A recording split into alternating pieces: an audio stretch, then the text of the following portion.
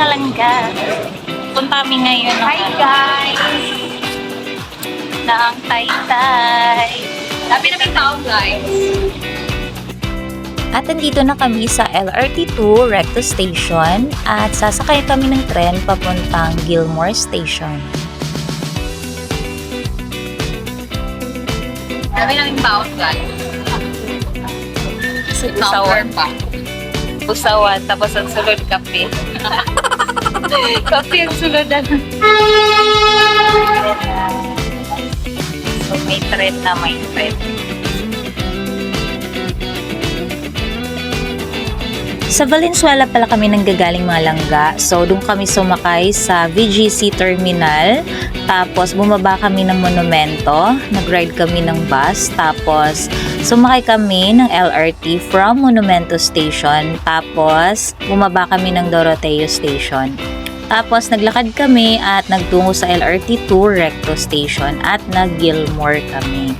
At ito na nga, nakababa na tayo sa Gilmore Station at mag-aabang tayo dito ng bus mga langga. At dito yung mga bus papuntang Taytay Tiange.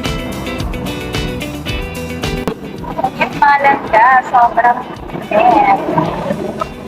Mag-aabang kami ng bus papuntang Taytay. So, Tiange tayo ngayon. Marami ng mga dress doon na wala.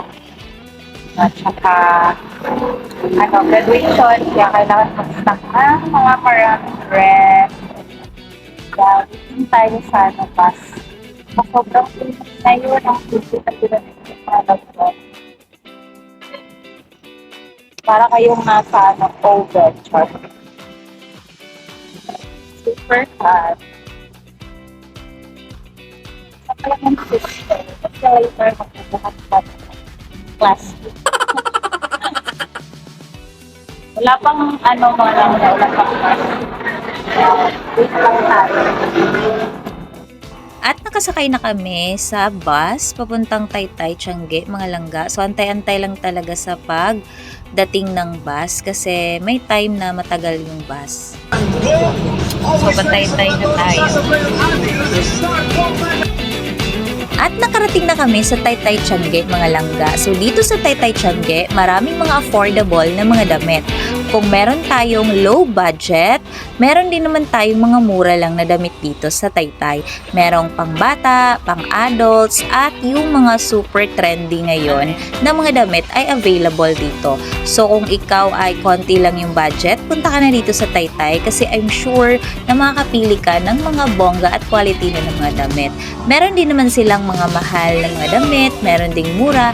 So talagang depende yan sa budget natin mga langga. Pero tiyaga-tiyaga lang talaga sa pag-iikot kasi napakaluwag nitong Taytay Tiange mga langga. Kung nagbabalak kang mag-business, punta ka na dito sa Taytay at I'm sure marami kang pwedeng ibenta dito na damit. Kagitlay na! Kagitlay na! Team Kagidlay. Ayan na, mga dala namin. Nakabitbit ng mga plastic. Kagidlay. Team Kagidlay.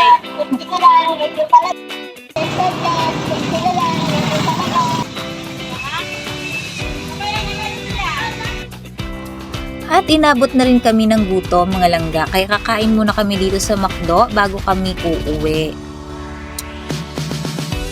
At pumila na rin ako dyan para mag-order ng food mga langga.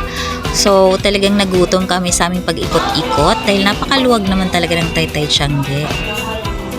May time dito sa McDo mga langga na pag marami yung namimili ay talagang tambak yung tao dito sa McDo.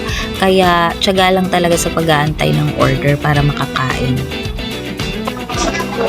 Kain tayo mga langga. Ayan. So yun yung aming order.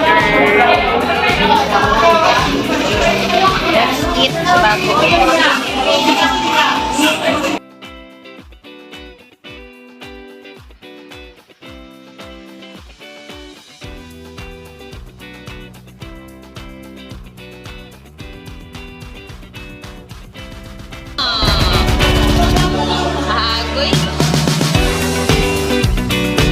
Ayan, tapos na kami mag-dinner. Ayan. Ayan, ubos na yung pagkain. At uwi na kami mga langga. Grabe mga langga. Tinigal kami mag-akyat. Grabe. Ayan, ito yung overpass kapag sasakay na kayo pa uwi, galing kayong Taytay Sangge. So, dahil bawal tayong tumawid doon, kasi bawal talaga mahigpit. So, kailangan nating mag-overpass. Ayan. Ayan. Mga itsura na lang. Tignan niyo naman yung mga langga overpass, oh. Pakita ko sa inyo. Yan kami kanina galing, naglakad.